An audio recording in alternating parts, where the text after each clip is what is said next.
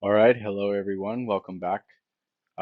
Today we're going to be talking about smart money versus retail money. So I'm pretty excited for this episode. I think it's going to bring together a lot of things that might have been in the air, or at least it's going to start to show how the market really shapes itself and why it doesn't look as clean and perfect as sometimes can be seen, or as sometimes one would expect. Um, or one would hope for.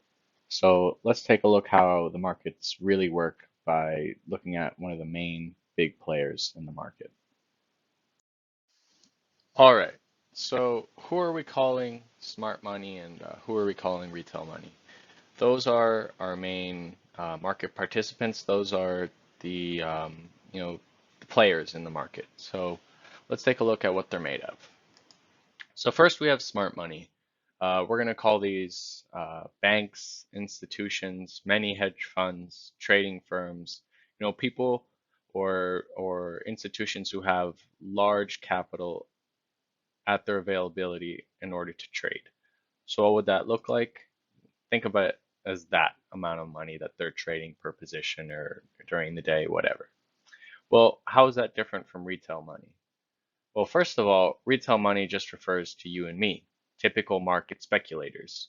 So people who are, either smaller trading firms with not that much capital, or maybe just you and me. We put a little bit of money in the market. Um, what does that look like? Well, in that case, we have, basically that size of position size compared to smart money. And this is not to scale. In fact, I probably think smart money's position size is much larger compared to ours. But this is just for you guys to get an idea of how much money smart money is trading and how much money retail money is trading. So why is that important? Well, let me ask you this. Whose orders in the market do you think can create a larger movement in price? As in, whose position sizes have a greater effect on price? Um, well, it doesn't take a lot. Logically, you could say smart money has the ability to move price, and you'd be right. Why? Well, they have so much money at their disposal that they can essentially move price and cause greater imbalances between buy side and sell side liquidity, that it causes price to move often in large manners, which is what smart money intends to do in the end of the day once their positions are filled. So recap: smart money, banks, institutions have a lot of money at their disposal. Retail money, you and me, speculators, have less money at our disposal, much less usually. So we've defined what smart money is made of, who are the players in a smart money situation, and let's take a look at what their goals are. So the main goal of smart money is to get in, as in fill in their massive position sizes at the prices they want to. The prices they want to are often the best possible prices that can be, that can be gotten in the market.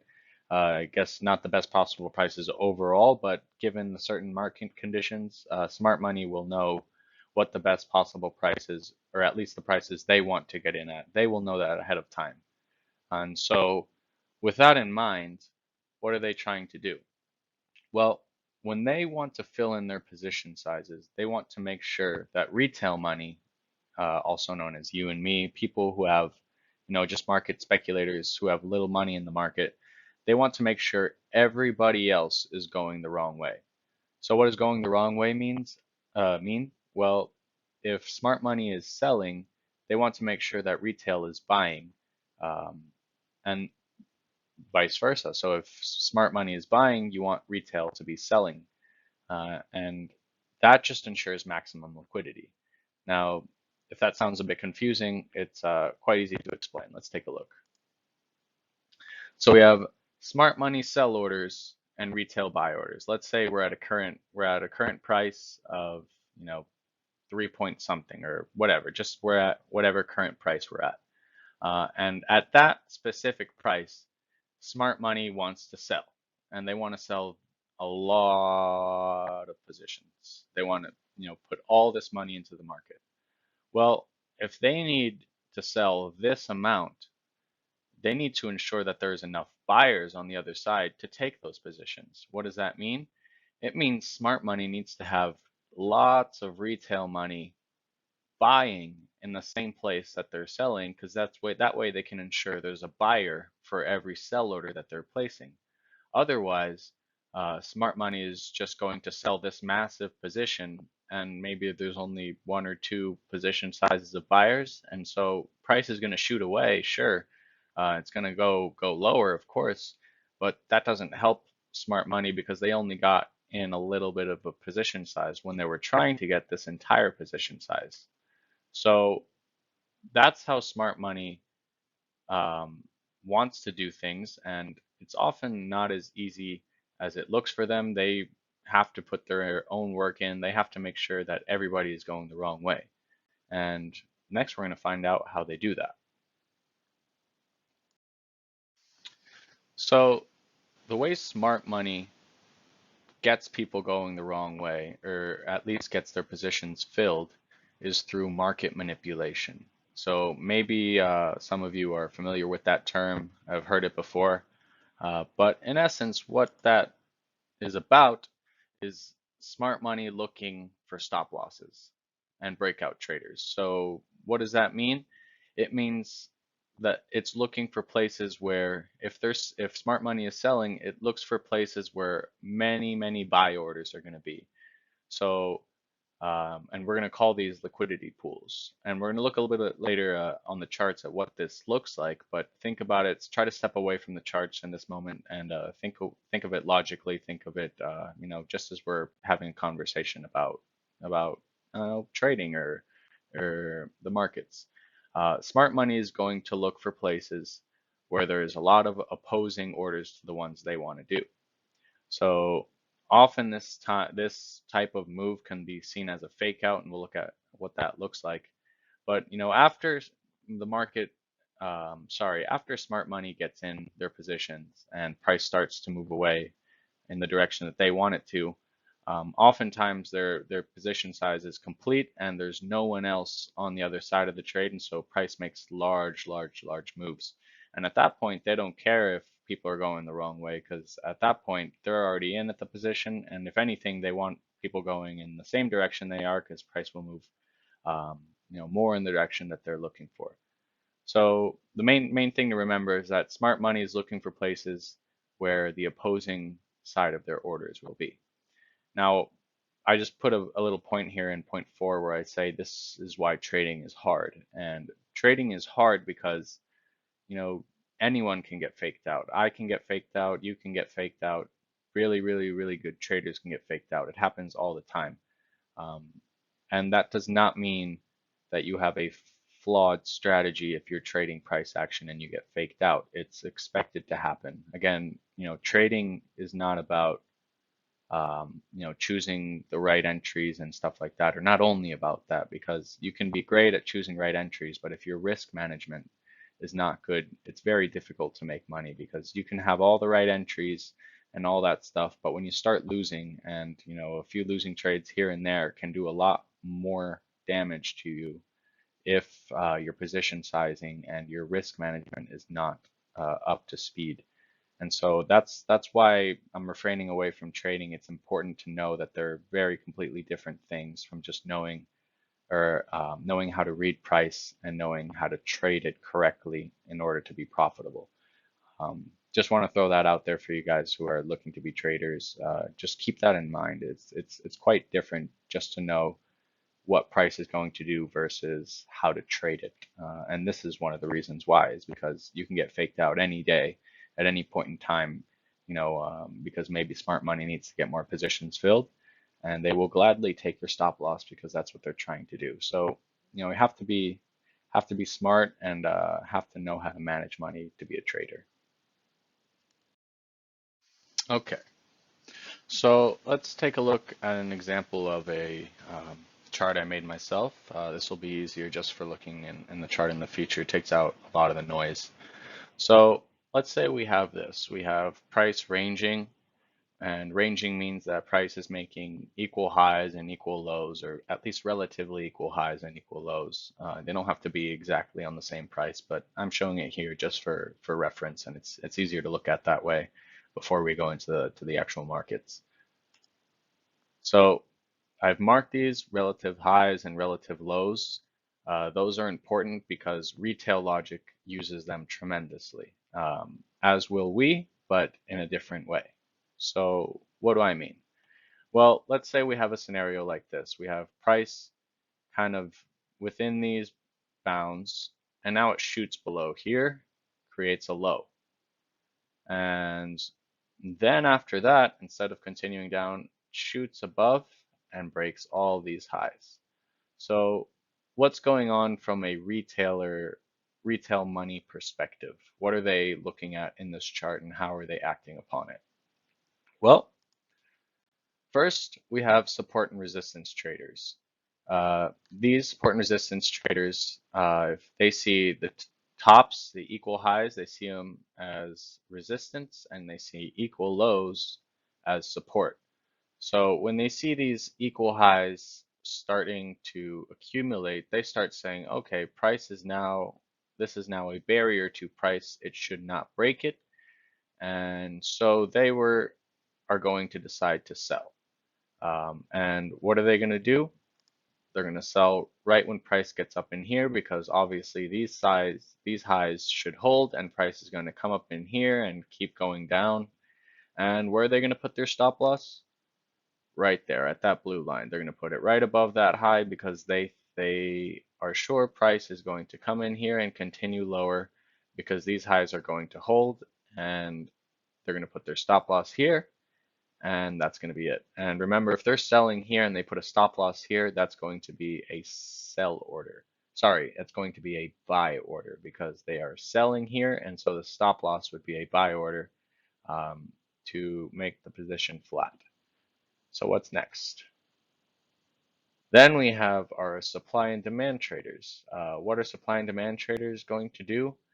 Well, they like to see rally, base, drops, and they sell off of that. So if they see price up here ranging, and then it creates a new low and it breaks these lows, supply and demand traders are going to wait for price to come up to the origin of that low, and they're going to sell.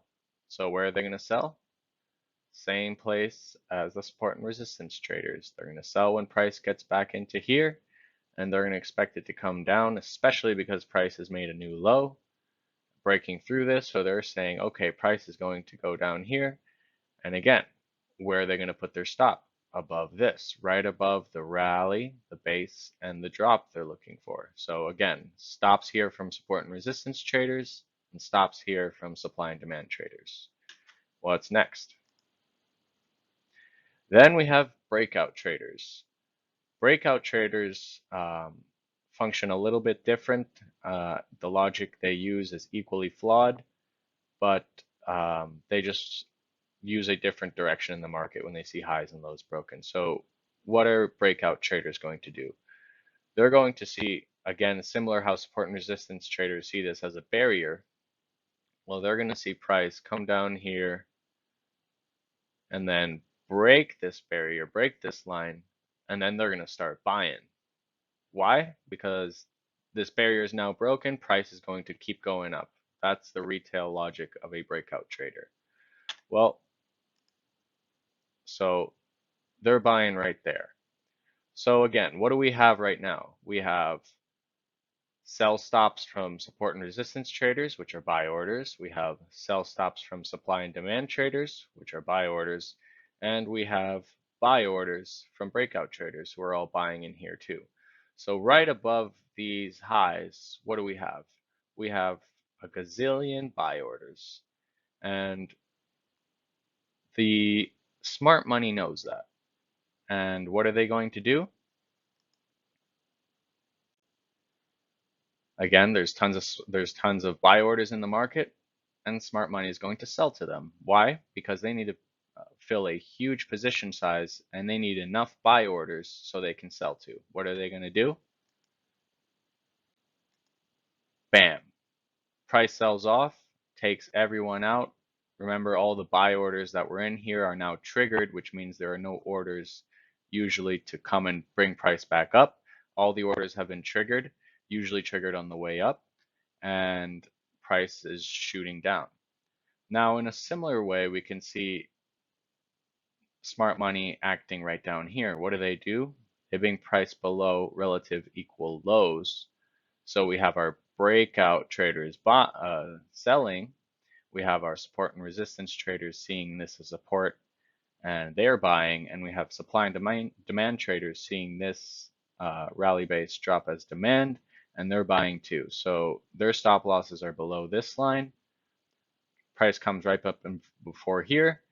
Smart money is going to buy, and then they're going to unload all their sell positions. So they convert all these buys to sells and sell even more over here, and price tanks.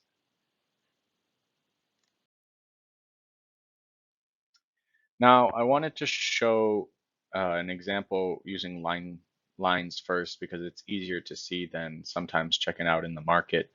But here's an example of what we have in the market in the real-time real charts. This is a chart of the pound dollar.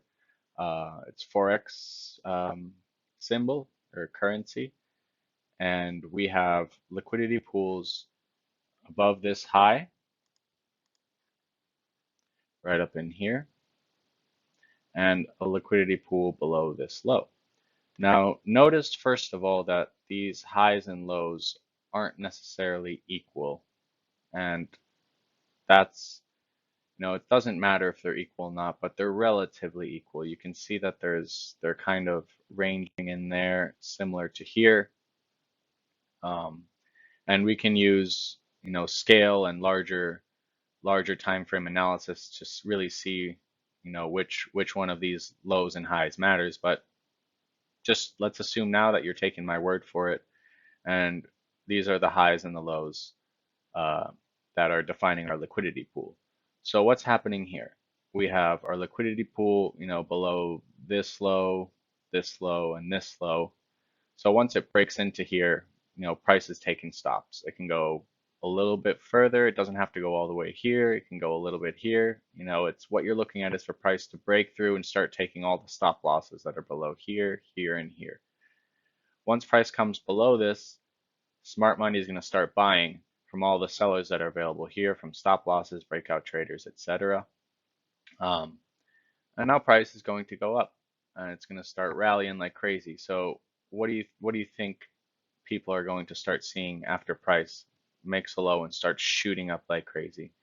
Well, these big pulls here start seeing price just going way through all this. You think, okay, now we're on the way to the upside, we're going up. Lots of people are going to start buying. Again, we have our supply and demand traders who sold here. Their stop losses are getting taken when price gets up in here. Support and resistance traders, they're going to start getting their stop loss taken as well if they had sold. And we have breakout traders going long all the way in through here. What does price do? Goes neatly above that high, consolidates a little bit, and bam, starts creating that low, that first lower low, first lower high, and starts this downward price motion. Or sorry, downward price mode. That's the term we're using. And I want you to notice something right here. Notice how after price gets here, which is where people started buying. So smart money started buying here. People saw this and everyone had started going long. So there's tons of buy orders in here, all this entire price leg. What is price doing when it gets back to these places? It's taking the buy orders, rallying up a little bit, not letting price go past this recent high here. Instead, it creates a lower high, takes more stops as well. So all these buy orders are being triggered, and that's what's causing price to move up slightly. And where are they going to move it up to? Create another lower high, lower low, lower high, lower low. So all in this price leg, people were buying, and you can see that price is coming down low because of it, and that helps ITs get into positions, which is what we'll look at in a sec. By the way, ITs are institutions, smart money mean the same thing. But the main thing I want you to see is that once price reaches the end of this leg here, it just shoots off. Why is that? Well, the last remaining buy orders or buy positions that the market had to encounter or had to fill were all in this price leg, because this is where people, or at least smart money, started taking money or price up, and so people started buying here. These were all the price orders or buy orders are located. And so when price starts selling off, doesn't do so in a huge fashion, starts going little by little, taking all these buy orders out and getting them stopped out, getting more liquidity for their selling positions. And then once it gets to the end of here, there's no more buy orders left in the market, and price is free to just plummet. Okay, so now we've gone into that price leg that I was just talking about when institutions start bringing price down before it starts plummeting. It already takes the liquidity, so it takes that liquidity to the upside, and now it starts its way down. So basically, if we're looking at, if you remember the previous chart, price breaks that last high up in here into the liquidity pool, starts consolidating a little bit, no real general direction. Here we see a lower high. So this could be telling, this could be interesting to look at. This would tell us, or at least first signal to us that, okay, maybe price might be reversing here. What's our next signal? Bam, right over here, lower low. Then we have a lower high below this one, lower low, lower high, lower low, lower high, lower low, lower high, lower low, lower high. Now you might notice here there are some horizontal lines here, here, here, here, and here. What are these horizontal lines showing? Well, if you remembered what I just explained, you'd notice that these are relative highs that are being broken to the upside.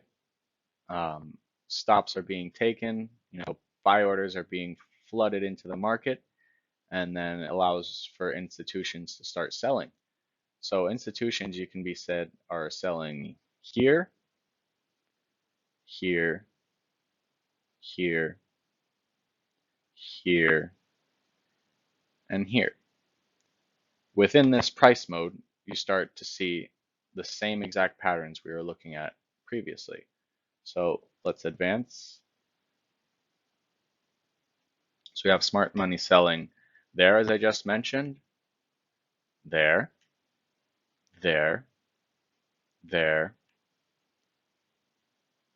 and there. And let's go deeper into what we're looking at.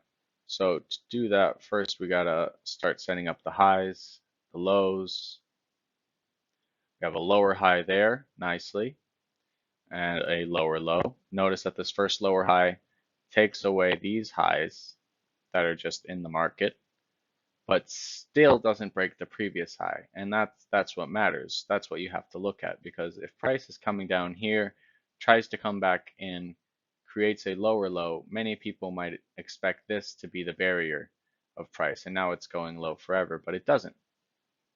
It goes higher inside here, but still is below this high.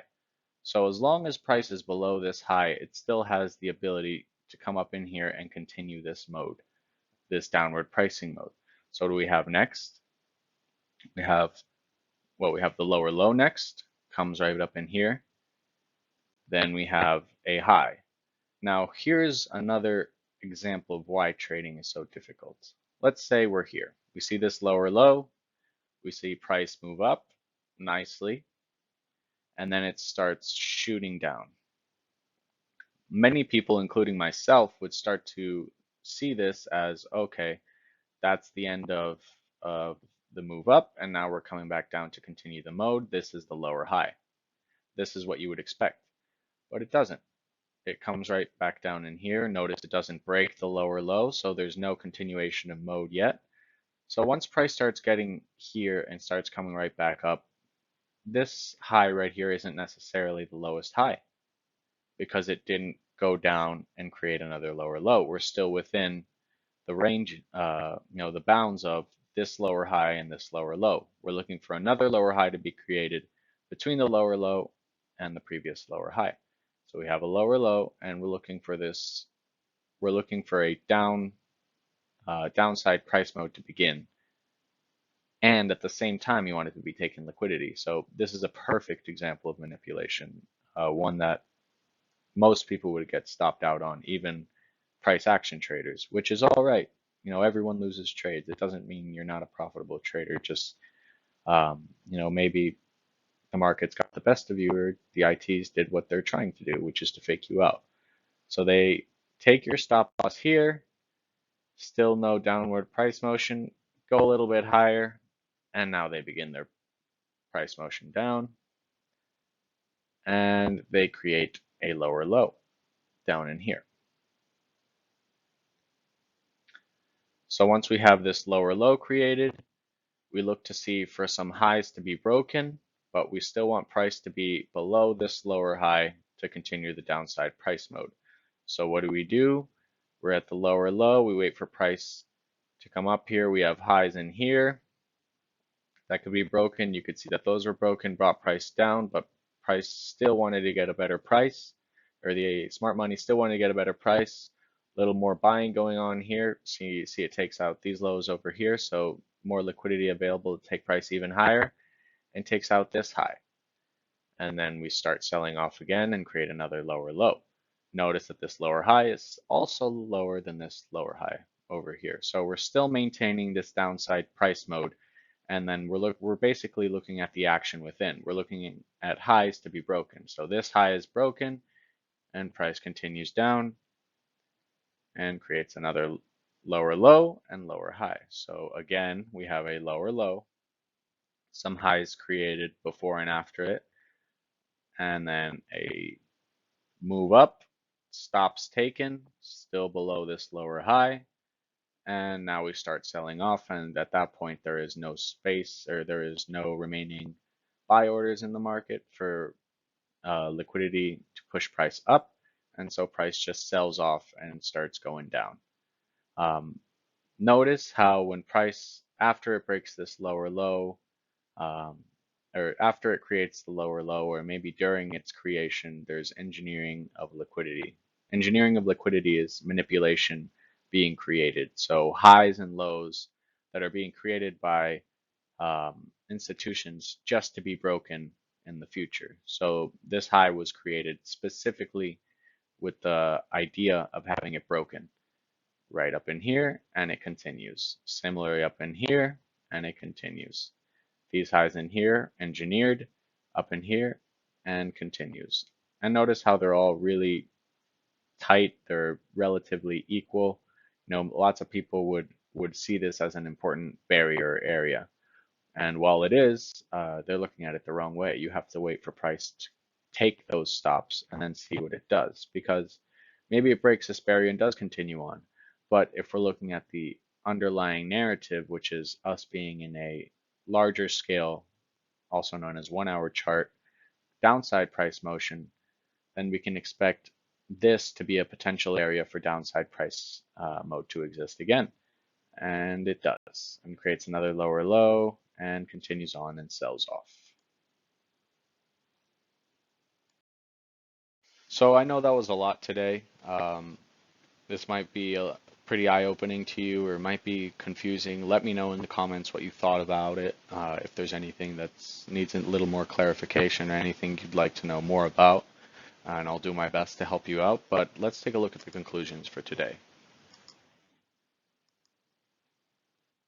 So we have smart money's positions having the highest effect on price movement. This we looked at the beginning. Smart money has ginormous positions compared to our retail money being relatively small positions. We have virtually no ability to affect price, while smart money has the largest ability to affect price. So it would be smart hence the pun there, to be on smart money's side when engaging in market analysis and or market participation. What else do we know? We also know that smart money enters positions in liquidity pools that we were looking at. And what are these liquidity pools? How can they be found? Above highs and below lows. We know they get in at these positions because this is how they ensure maximum liquidity, as in maximum opposing side orders for them to fill their positions. And at the end, we can say, well, let's look above highs and below lows for areas where price can reverse, all within the same mode if that's what we're looking at. All right, and it's time for your homework. First, I want you to go to the charts and look for upside price mode, downside price mode. I'd like you to look at the 4-hour charts and the 1-hour charts, as they probably offer the most examples on any market that you want. And try to find upside price mode and downside price mode as you've been doing with the past 3 videos, and I've had you look at that. So I want you to look at those price modes, and after that, I want you to mark a horizontal line at the liquidity pools within the upside price mode or the downside price mode. So if we're in a downside price mode, there's going to be relative equal highs that are still below the high that shouldn't be broken, that lower high that shouldn't be broken to continue the price mode. So if you remember the last slides, we have a new lower low created and then some relative highs that are then broken, and then price continues to make another low. So when it's broken, it creates a lower high that's still below the lower high from the previous leg. So this is what I'm explaining here. For downside price mode, we're looking at recent highs broken just before the lower high is made and price continues to the lower low direction. And for upside price mode, we're looking for recent lows to be broken just before a higher low is created and price continues up. So what would that look like? Remember how we have a high, a low created. After this low is created or before, there's usually some relative highs that are engineered by institutions. And we have a high created up here, which is still lower than this high here. So we continue this downside price mode. We have another lower low created up in here, relative equal highs up in here that are engineered. Price comes up and still stays below this lower high and comes back down. So for your homework, you'd be marking these horizontal lines and you'd be noting where price turned up in here. Just mark that with an arrow or make note of it. Just train your eye to see it, which is what I want you to do, which is the most important part, I believe.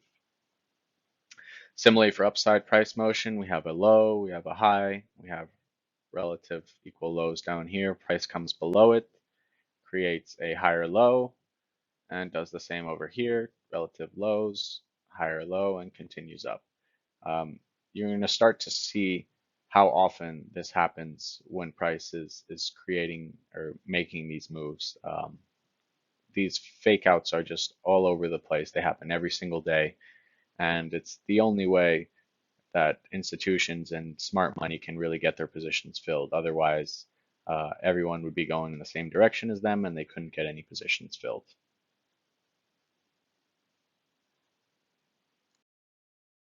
All right, and finally, we have our next topic for either next couple days or next week. Depends on how much time I get, hopefully this week.